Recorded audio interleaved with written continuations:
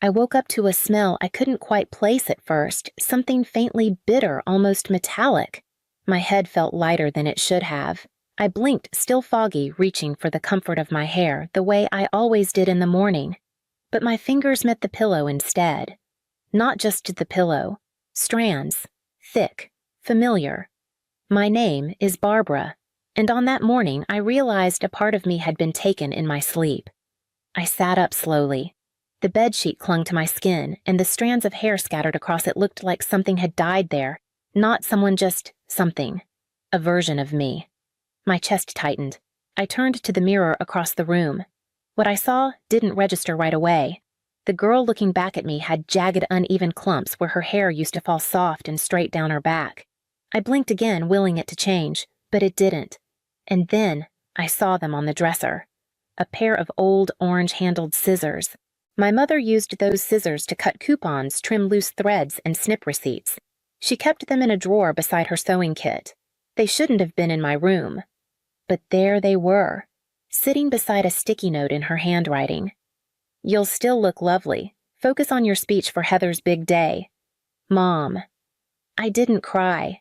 Not right then. I just stared at the note like it might explain something if I looked long enough.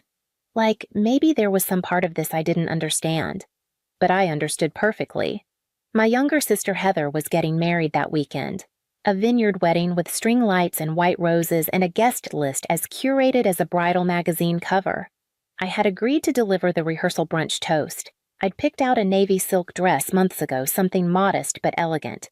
Paid for with my own salary after years of hand-me-downs and second-hand clearance racks. It was supposed to be my one moment to stand there and just be seen. Instead, I looked like someone had lost a bet. I wrapped a scarf around my head and went to the kitchen. My father, Richard, barely looked up from his cereal. "Oh, good you're up," he said. "Less hair makes your face less distracting anyway." At the stove, my mother Evelyn added calmly without turning around. "It's Heather's wedding, Barbara.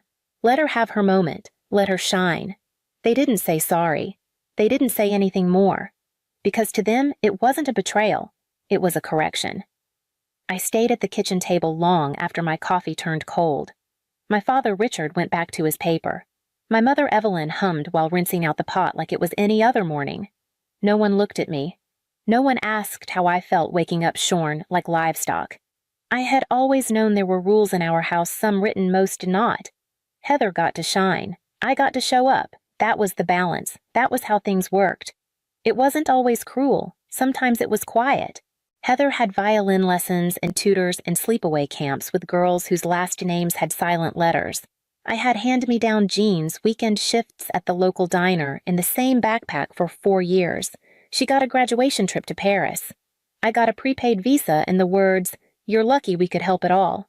I moved out at 19. 2 jobs, 2 roommates, and no calls home unless someone needed a holiday RSVP.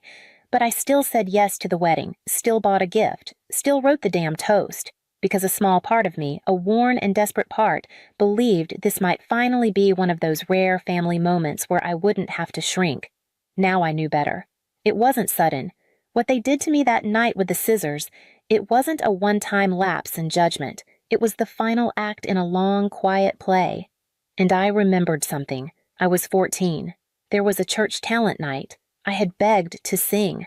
Practiced in secret, waited until Heather said she didn't want to perform that year. That night, I wore a blue dress I'd found at a thrift store, lace at the collar, soft pleats. I thought I looked nice. I sang a song I'd heard my mother humming once in the kitchen. People clapped. A neighbor smiled at me like I'd surprised her. But when we got home, Evelyn didn't take off her coat. She called me to the bathroom, flicked on the overhead light, and looked me up and down. "That dress made you look desperate," she said. "Do you want people to think you're showing off? You don't do that to your sister." That was the first time I felt it not just favoritism, but something colder, a kind of warning. Know your place, or we'll make sure you remember it. I didn't sing in public again. I didn't wear that color either. Now, in the silence of the kitchen, I touched the back of my neck where my hair used to fall and thought they didn't just cut my hair. They've been cutting me down for years. I didn't plan to call anyone, but my hands shook too hard to hold a brush, and the silence in that house felt like it might peel my skin off. So I picked up the phone. Becca answered on the second ring. Becca was my roommate back when I first moved out. We'd kept in touch over the years, book recs, birthdays, the occasional tell me if this text sounds unhinged screenshot. But that morning I didn't bother with pleasantries. "They cut my hair," I said. "In my sleep." There was a pause. A breath held across miles. "Barbara," she said. "Tell me you're not joking." "I'm not." My voice cracked. "It's bad. It's really bad." She didn't ask what I meant. She just said she was on her way. When she walked in and saw me, she froze in the doorway. Her mouth opened, then closed. I'd tried to straighten the mess, but there was only so much you could do with a pair of sewing shears and hands that wouldn't stop trembling. "They did this to you on purpose?" she asked. I nodded. My throat was dry. Becca sat down beside me. We didn't talk for a moment. Then she pulled out her phone. "We're not going to that wedding like this," she said. I shook my head. "I don't want revenge. I'm not talking about revenge." She tapped something on her screen. "I'm talking about truth." She asked me if I'd recorded anything at all. I hesitated, then remembered the voice notes I kept on my phone. I used them for therapy mostly, moments I wanted to bring up but always forgot. We played one. It was Evelyn's voice. She's always trying to draw attention. That photo from the bridal shower, inappropriate. Then Richard. Pretty girls at weddings just ruin things. Jealousy, tension, it's not worth it. Becca looked at me. Her expression wasn't surprise. It was confirmation. Then came the last file. One I'd saved weeks ago, never listened to. Evelyn again. She'll sleep through it. "We'll cut it after the tea. And Richard, low and calm, girls like her need reminders." Becca's finger hovered over the pause button, but I stopped her. Let it play. The file ended. The silence that followed wasn't empty. It was full of everything I'd never let myself believe. I didn't sleep that night. Not really. Becca stayed over. She made tea the safe kind and sat on the floor by my bed while I stared at the ceiling. The house creaked with the quietness of a place that never expected to be questioned. I kept thinking I could still back out. I could stay silent. Let them smile through the speeches. I could wrap a scarf around my head, deliver the toast they wrote for me, and fade back into the role I was trained to play. But something about hearing their voices on that recording so casual, so certain, had stripped that choice from me. In the morning, Becca stood behind me with a pair of real hair-cutting scissors. Not the orange ones. These were silver. Sharp. "You sure?" she asked. I nodded. She started trimming, cleaning the jagged mess into something sleek, even deliberate. A short bob, edgy strong. The kind of cut that said I'm not here to be palatable. "You look like someone about to expose a family," she whispered. I practiced my speech in front of the mirror. Not the one I was supposed to give. That one was gone, burned literally in the kitchen sink while Becca clapped. This one was mine. It didn't rhyme, it didn't flatter, it just told the truth. Still a part of me hesitated. If I do this, I said it won't just be awkward, it'll be over. Becca looked up from the couch. "Barbara, they already cut you. You just get to decide whether you bleed quietly or walk out sharper." I folded the printed copy of my speech and tucked it into my purse. I didn't check it again. By the time we reached the vineyard, the air smelled like white flowers and filtered approval. Staff bustled, photographers circled. Everything glowed. But I wasn't here for the glow. I was here to cut clean through it. The vineyard was everything I expected. Soft jazz floated under the tent. Champagne flutes clinked. Guests wandered between trays of imported cheeses and lemon tartlets like they were auditioning for a lifestyle ad. My mother, Evelyn, stood near the head table, her smile bright enough to hurt. Heather was glowing. The photographer trailed her like a shadow. Every laugh, every hug, every staged moment captured for eternity. I kept my head high as I walked in. No scarf, no apology. I wore a simple black dress and my new haircut like armor. Richard saw me first. He blinked, then looked away. They hadn't expected me to come. When the MC announced the speeches would begin, people clapped politely. I was scheduled to go third, right after Heather's maid of honor and just before the chef introduced the menu. Becca stood in the back of the tent, arms crossed, steady as ever. When my name was called, I stepped up to the mic. The sun caught the stem of my wine glass on the table beside me. I cleared my throat once. "Hi, everyone. I know I'm not the favorite daughter. That's never been a secret. A few scattered laughs, unsure if this was part of the script. But I'm not here to make things awkward. I'm here to tell the truth. You could feel the air shift. Chairs creaked. A fork dropped. Last night while I was sleeping, someone cut off my hair. Not a little, not to help. They drugged me first with tea, so I wouldn't wake up. And then they used scissors to make sure I wouldn't look too pretty today. There were gasps. One guest stood. My mother's smile collapsed into something rigid. Richard rose halfway from his chair. Enough, he said. But I didn't stop. They said I'd distract from Heather, that my face, my presence, my existence was too much. And I want you all to know, it wasn't an accident. I pulled my phone from my clutch, opened the audio file, hit play. Evelyn's voice came through the speakers, clear, calm, unmistakable. She thinks she'll outshine Heather. We'll fix that. Then, Richard almost chuckling, we'll cut it while she sleeps. Girls like her need reminders. There was no music now, just the sound of breathing and disbelief. People turned in their seats. A bridesmaid covered her mouth. A distant cousin stared at the floor like it might offer a way out. You taught me shame, I said, looking directly at my parents.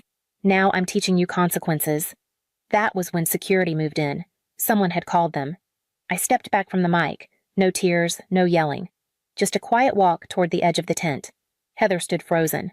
Her mouth opened, then closed. Finally, she spat, "You ruined my wedding." I looked at her only once. No, Heather.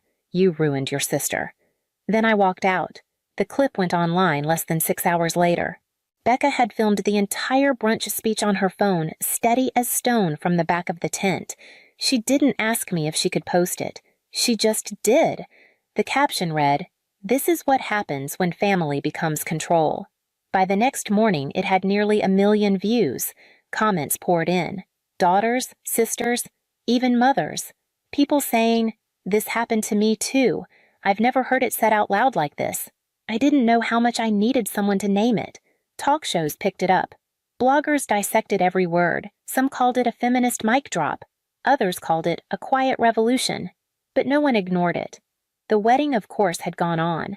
But the story had changed. No one was reposting Heather's gown or the rose-draped altar. They were sharing my voice shaky but clear and the audio of Evelyn and Richard planning to silence their own daughter. I didn't give interviews. I didn't chase the moment. But I read every message. One said I played your speech for my mom. She finally apologized for how she treated me growing up. Another, from a high school girl in Indiana, I never had a name for what my mom does to me. Now I do. And then a message I didn't expect, an email from the senior editor of a well-known wedding magazine. "Your story isn't just brave," she wrote. "It's necessary. We'd like to do a feature, a photo essay and interview." Title, "The Sister Who Wasn't Invited But Everyone Noticed. What do you think?" I stared at the screen for a long time, not because I didn't know the answer, but because it felt like something full circle was opening. I said yes. The photo shoot was quiet, dignified, no props, just me. A black dress, bare shoulders, clean lines. They let my new haircut frame my face. They didn't try to soften me. And for the first time in my life, no one told me to step aside, or smile more, or think about how it might make Heather feel. They just listened. And that was the moment I realized I wasn't looking for revenge. I had been looking for witnesses. The next email came from someone named Diane Hale. I didn't recognize the name at first, but her message was short, direct, and unlike any of the others. "My daughter went through something like this. The details are different, but the silence, the shame, it's all the same. I run a fashion house. We're building a new campaign around women who reclaimed their voices. I want you involved, not as a model, as creative director. We're calling it You Can't Cut Power." I read it twice, then 3 times. I wasn't a fashion person. I wasn't a brand. But somehow I knew what she meant. She wasn't asking me to perform. She was asking me to lead. We met on a call that week. Diane was sharp-poised and unflinching. She said her daughter had been disowned after coming out, then gaslit for years. And when the truth finally surfaced, it was too late to undo what had been done, but not too late to build something better. "We've had enough stories of daughters erased," she said. "We want to tell the ones who refused." So I said yes. They flew me out. I worked with a team of women designers, photographers, writers, who didn't flinch when I spoke. They didn't tell me to soften the edges. They let the edge stay. We shot portraits of women holding scissors not as weapons, but as tools. We interviewed daughters who had walked away from families that called it love and left bruises behind. We built something that wasn't glossy, but real. And slowly, I stopped flinching at my own story. We did press, podcast interviews, even a TEDx talk invite came in.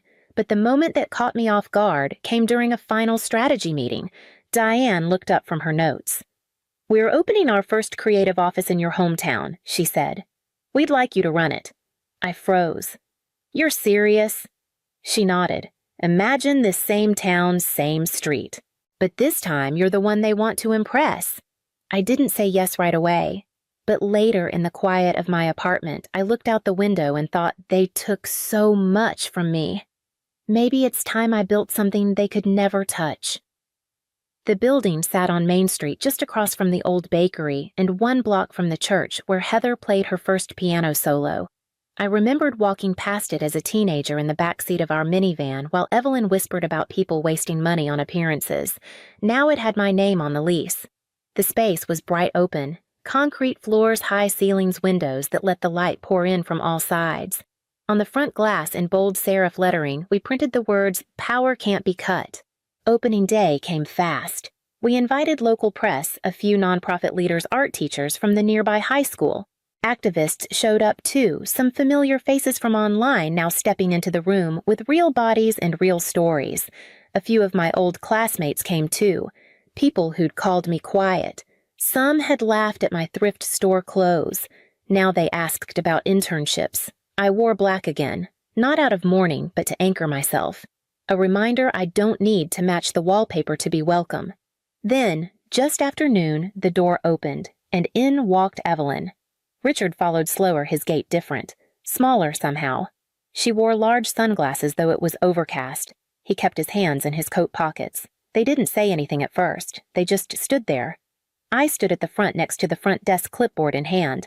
My team was mid-tour with a group of visitors. When Evelyn finally spoke, it was soft. "We're proud of you." I smiled. Not wide, just enough. "That's funny," I said. "You haven't been proud of me since I had braces." Richard tried to chuckle. The kind of laugh that used to soften hard conversations. "We all make mistakes. Families heal, right?" I took a step to the side and gestured to the welcome table. "Would you like to leave a comment card? We take feedback seriously here." They blinked, neither moved. I turned toward the next group of visitors. "Excuse me?" I have a room full of people I actually respect waiting to hear me speak. They stayed where they were just for a moment, long enough to realize the room no longer belonged to them. Then they turned and walked out. They never came back, and I never needed them to. The week after the launch, we framed a copy of the campaign photo and hung it near the entrance. Black and white, clean lines. A woman, me standing with scissors in one hand, not raised, just present. Not a threat, a statement. Some visitors asked if it was real. "They really did that to you," I'd nod. But I didn't explain. The building, the people, the work, we were louder than any explanation. Most days passed without thinking of them. But sometimes in the quiet before events, I'd glance toward the front door. Not in fear. Not in hope.